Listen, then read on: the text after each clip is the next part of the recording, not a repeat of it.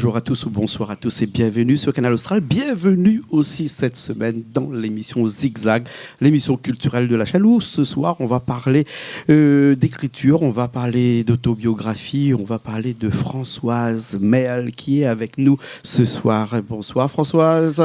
Bonsoir Monsieur Coindin. Jean-Claude, c'est bien aussi. Jean-Claude, très voilà. bien. Okay. Françoise Merle. Hein? Oui. Et si tu es là avec nous ce soir, ici même, Bassin-la-Boue, dans ce cadre agréable, on va dire. Magnifique, hein? on va dire. Hein, au chant des oiseaux. Tout à fait. Ouais. Quel endroit merveilleux pour parler de ce qui est merveilleux. Ton livre. Oui, absolument, parce que bon, dans un premier temps, c'est une autobiographie. La seule chose, si vous voulez, c'est que on commence dans la morosité, la déprime, la psychiatrie, et on arrive à la Réunion, et à la Réunion, c'est la délivrance. Alors, je peux avoir le livre où je vais montrer à Richard, qui est en régie de l'autre côté, de nous faire un gros plan sur ton livre. Hein. Ça s'appelle L'écrin noir. Hein. Voilà, il y a Richard. Oui, merci Richard qui fait un gros plan dessus. L'écrin noir, hein. Un livre que tu as sorti il y a combien de temps de cela à peu près? Il est sorti le 1er septembre, était à la Réunion, aux librairies de Saint-Denis. Oui. Autrement, et la librairie Gérard depuis le 24 octobre. D'accord, donc c'est tout récent. C'est tout récent. Livre-là. Et dans ce livre-là, hein, comme on a dit tout à l'heure, c'est une autobiographie. Ton autobiographie, hein, tu te racontes un petit peu l'histoire de ta vie. Absolument. Alors, l'histoire de ta vie a commencé, on va dire, en 1961. Absolument, le jour de ma naissance. Qui est à Madagascar. À Madagascar, le jour de ma naissance, qui est un jour néfaste déjà pour les Malgaches.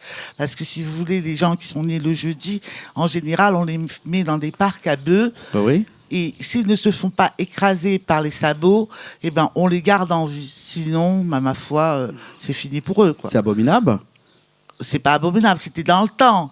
Ah bon, oui, même dans le temps, c'était abominable. Bah oui, mais bon, que voulez-vous mettre ses enfants dans un parc à bœufs, et s'ils ne sont pas écrasés, on les garde en vie. Bah oui, parce que c'est un jour néfaste. Hein. Ah ouais, le jeudi, c'est pas le bon jour. C'est pas le bon jour, le jeudi. C'est pas le bon jour. Donc tu es né à Madagascar par obligation parentale, on va dire? Non, pas du tout. Tes parents étaient vraiment installés à Madagascar? Mes parents étaient vraiment installés à Madagascar, c'est-à-dire que j'ai mes deux grands-pères qui sont français et mes deux grands-mères qui sont malgaches. Donc, effectivement, je suis bien née à Madagascar et mon enfance a été magnifique. D'accord. Et donc, tu es resté combien de temps à Madagascar comme ça? Je suis restée à Madagascar jusqu'à mes 18 ans. Ah, oui. Parce que, si vous voulez, bon, il y a eu des problèmes politiques de 72 qui ont fait que, bon, en portant un nom français, mon père ne pouvait pas rester au gouvernement malgache. Donc, il a préféré se faire rapatrier. D'accord, alors. Hein.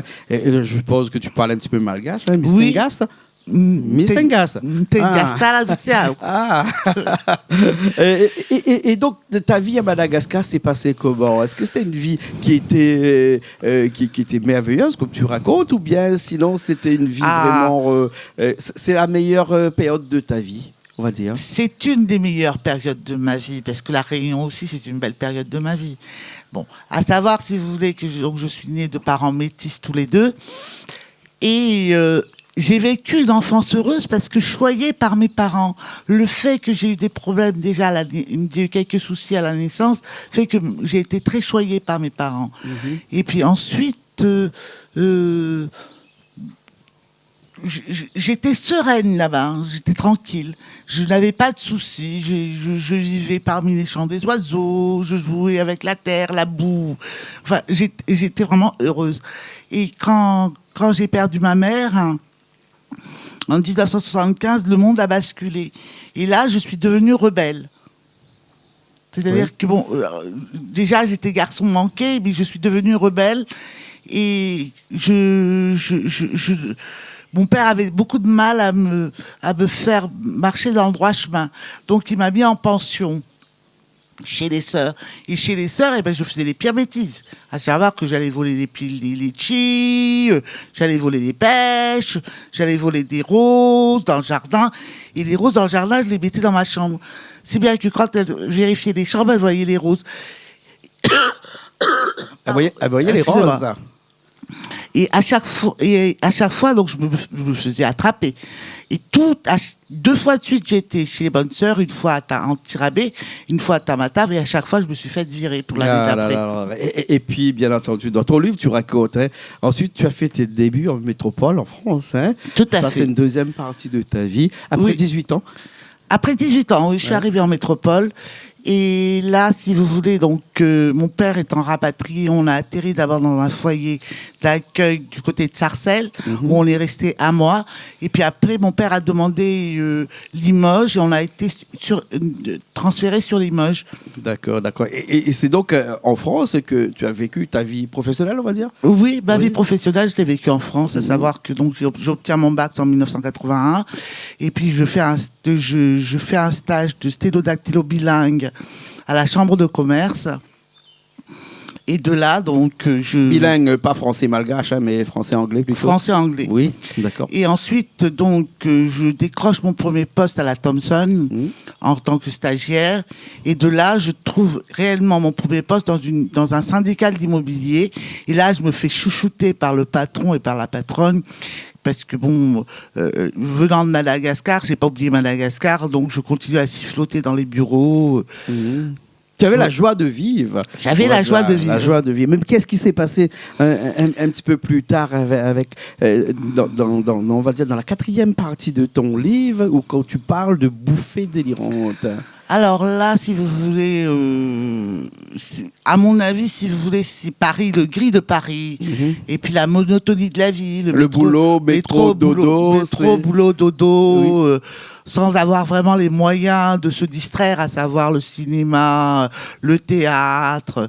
On va continuer quand même, puisque on est... Oui, tout à fait. Voilà, bouffée délirante, ça veut dire quoi, ça, bouffée délirante? Les bouffées délirantes... T'en as marre un petit peu de la France, de ce quotidien tous les jours, de cette... Les bouffées délirantes, si vous voulez, ça arrive comme ça.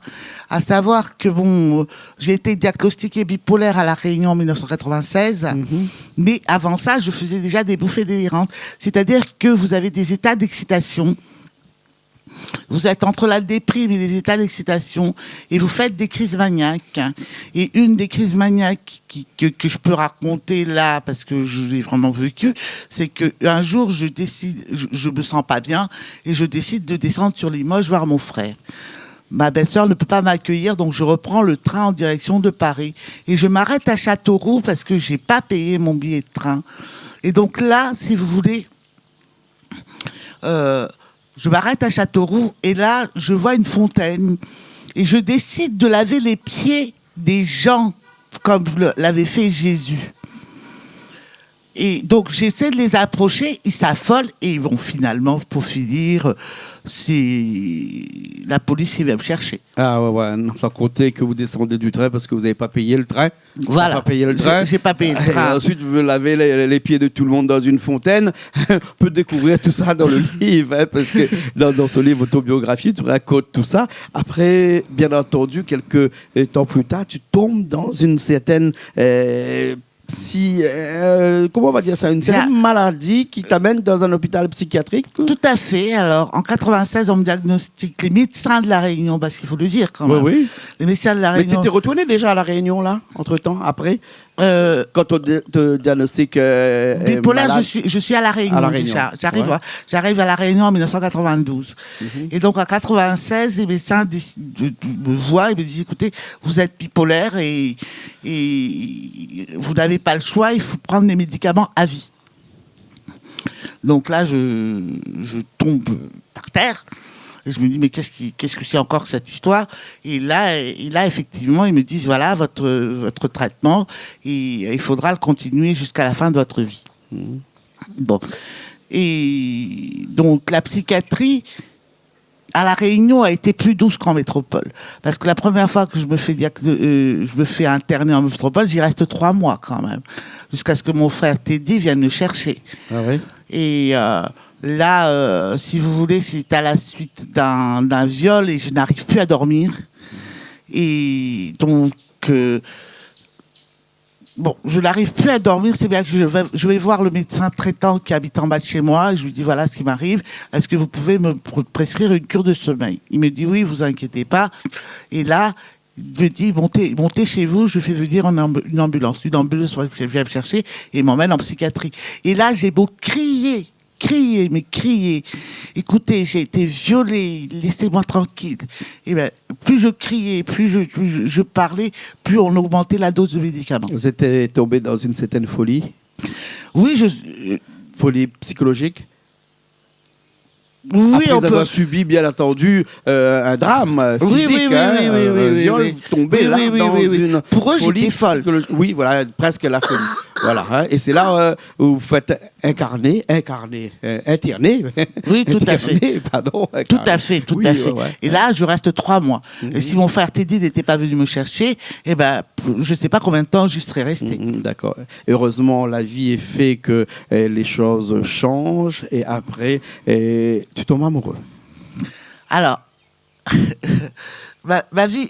C'est pas moi qui dis, hein, c'est ton livre qui le dit. Oui. Arrivé à La Réunion, 5 ans après 5-6 ans après mon arrivée à La Réunion, je rencontre mon mari. Et là, si vous voulez, donc, je n'ai plus tellement confiance aux hommes. Et là, il me dit, je veux faire un long bout de chemin avec toi. Ça mérite peut-être réflexion. Et donc, on commence à attendez, le mot, à se fréquenter. Et il est marié à l'époque, donc il va devoir demander le divorce. Et après le divorce, on se marie. Et là, on fête nos 18 ans de mariage cette année. C'est magnifique. Et c'est lui qui m'a donné la force de combattre la maladie avec les psys, parce que j'ai eu un psy qui m'a suivi pendant 21 ans quand même, ce qui est beaucoup. Oui. Et la persévérance de mon psy, l'amour de mon mari, et une autre rencontre que je vous laisse découvrir dans le livre, fait que je m'en sors. C'est pour ça que dans cette rencontre-là... Et c'est pour ça que je suis là. Voilà, ma question est très simple. Que vient de faire une religieuse ensuite dans une vie si accomplie, affectivement parlant? Ah, la rencontre avec la religieuse a été superbe. Écoutez, elle a 79 ans quand je la rencontre. Et le jour où je pars à Madagascar, 5 jours après, elle meurt, elle décède. Et on a fait un long bout de chemin ensemble aussi, toutes les deux, parce qu'elle m'a appris à m'occuper des autres, à savoir qu'on allait dans les hôpitaux. Et dans les hôpitaux, on allait prendre les vieux mondes dans leur chambre et on les emmenait au rez-de-chaussée pour qu'ils assistent à la messe et on les ramenait dans la chambre. Et ça, c'est formidable. Et j'allais à la messe avec elle tous les dimanches. À l'Île-et-Rose, plus exactement chez les frères de l'Île-et-Rose, chez les curés de l'Île-et-Rose. Et ce jour-là, elle me dit, écoute, tu vas prendre la parole, tu vas lire la Bible. Et toute tremblante, je vais lire la Bible. Mais c'est magnifique ce que j'ai partagé avec elle. Tu racontes ça dans ton livre qui s'appelle L'écrin noir ici, mais tu finis ton livre aussi par un temps présent, qui est ce temps d'aujourd'hui. Tu dis, aujourd'hui, mon activité. Alors, mon activité aujourd'hui, c'est que je peins. Je peins et c'est aussi... C'est merveilleux de pouvoir peindre. Parce qu'on exprime, un défouloir ou un échappatoire? On exprime ses sentiments, c'est un défouloir. Défouloir. À savoir que quand je peins, je me sens bien. Je ne touche plus pied-terre. Je ne touche plus les pieds par terre. Je suis dans un autre monde. Ouais. Alors, dans ce livre qui est une autobiographie de Françoise Merle, on rappelle, tu racontes un petit peu donc l'histoire de ta vie depuis au début jusqu'à présent, jusqu'à aujourd'hui, comme on l'a fait depuis tout à l'heure. Tout à fait. Mais qu'est-ce qui fait qu'aujourd'hui, tu te sens meilleur? Est-ce la rencontre avec la religieuse, avec ton mari?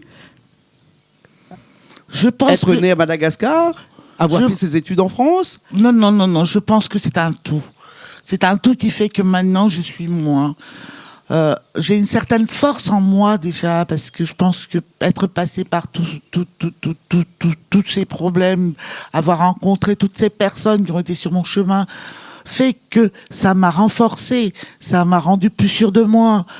Bon, mais je n'oublierai jamais les personnes qui m'ont aidé sur mon chemin. Merci beaucoup.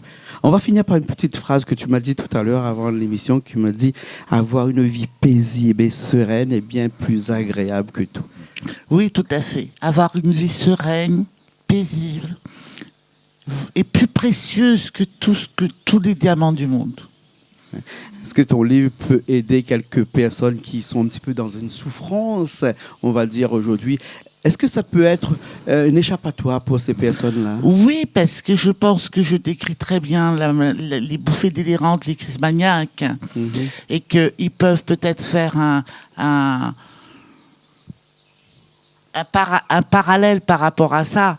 Et puis, je décris aussi la psychiatrie, mais je décris aussi des moments de lucidité, de plaisir, à savoir le grand marché ouvert de Madagascar. Il y a une description du grand marché ouvert de Madagascar, par exemple ma petite religieuse.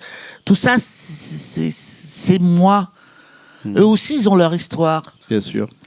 Mais une vie peut se faire aussi sur les histoires des autres. En tout cas, ça peut aider. Tout à fait. Et merci beaucoup d'avoir écrit L'Écrin Noir, Françoise Merle. Merci Jean-Claude. On a eu le plaisir d'avoir aujourd'hui, dans cette émission qui s'appelle Zigzag, l'émission culturelle de la chaîne. On peut dire que ton livre est disponible dans les librairies. Dans les librairies de Saint-Denis. Et Gérard. Et sinon, on peut les commander directement sur les éditions Jeux d'encre. Voilà, édition Jeux d'encre. Et on peut le dire, ça coûte 16 €.